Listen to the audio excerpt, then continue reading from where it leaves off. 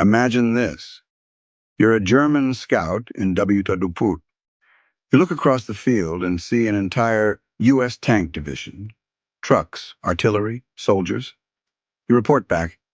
They're preparing for an attack. But by the next morning, everything's gone.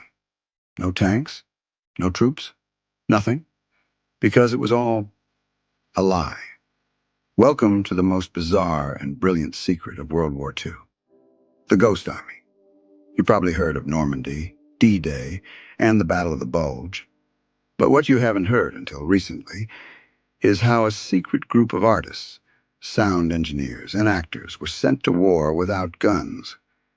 Their mission? To pretend to be an entire army and fool Hitler himself. And the crazy part? It worked. It was 1944. The Allies were desperate to maintain the element of surprise. But how do you hide millions of soldiers, tanks, and equipment from German spies? You don't hide them. You create fake ones. That's when the U.S. Army formed a top-secret unit called the 23rd Headquarters Special Troops, better known today as the Ghost Army. But this wasn't your typical combat unit. These were painters from New York, fashion designers, Broadway set builders, radio actors, and even a young man named Bill Blass, who later became a famous fashion icon. Over 100 men were recruited, not for their strength, but for their creativity. They didn't carry rifles. They carried sketchbooks.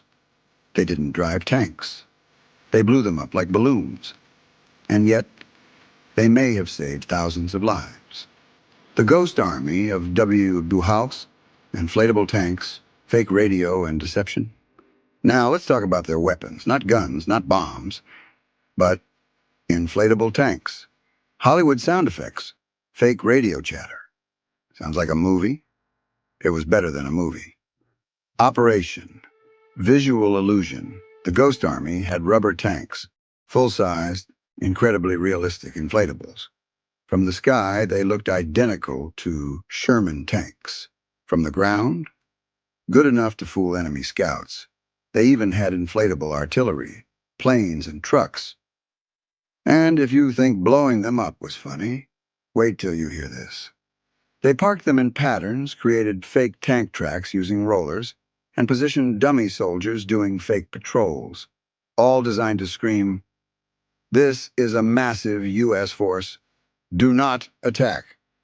Operation Sonic Warfare. At night, they brought out the real magic. Engineers blasted massive sound effects recorded at Fort Knox using giant speakers. The sounds, tanks rolling in, troops yelling, trucks unloading, commanders shouting orders. They were mixed like a Hollywood film and could be heard 15 miles away. Even up close, it felt real. Operation Radio Bluff. Ever heard of fake friends? Well, these guys had fake conversations, broadcast over military radio. They mimicked entire divisions with authentic slang, accents, and call signs.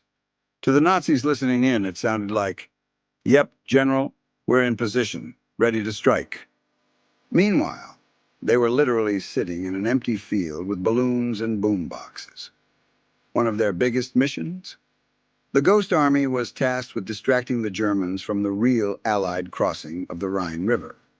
With only 100 men, they had to pretend to be 30,000 troops. And they pulled it off. They deployed over 600 inflatable vehicles, blasted troop movement sounds all night, and mimicked an entire armored division through fake radio. The Germans took the bait. While they prepared to attack the fake force, the real army crossed the Rhine successfully, almost without resistance. It was one of the most successful deceptions in military history. After the war, their story was buried in classified files. The world didn't know about the Ghost Army for nearly 40 years.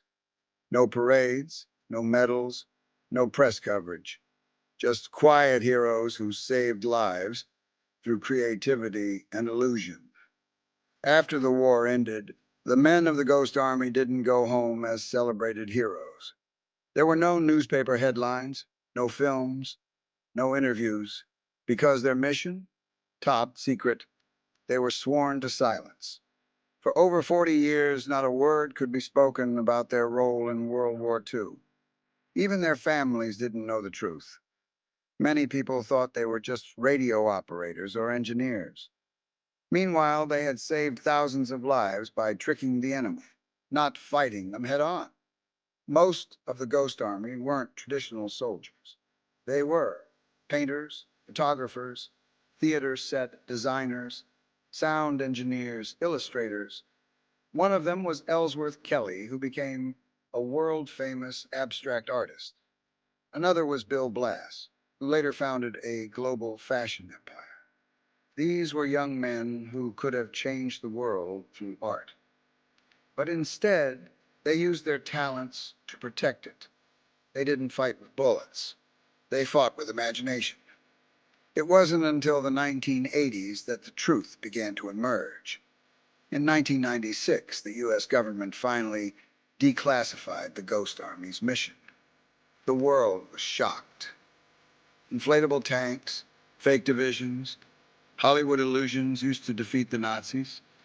It sounded like science fiction, but it was 100% real. After decades of silence, the surviving Ghost Army members began receiving honors.